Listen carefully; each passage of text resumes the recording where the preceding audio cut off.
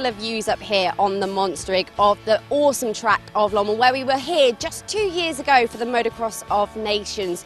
Jeffrey Hurlings and Tony Cairoli gave everybody a schooling on how to ride the sand, but Jeffrey Hurlings is not here again this weekend, which means it's open season in MX2.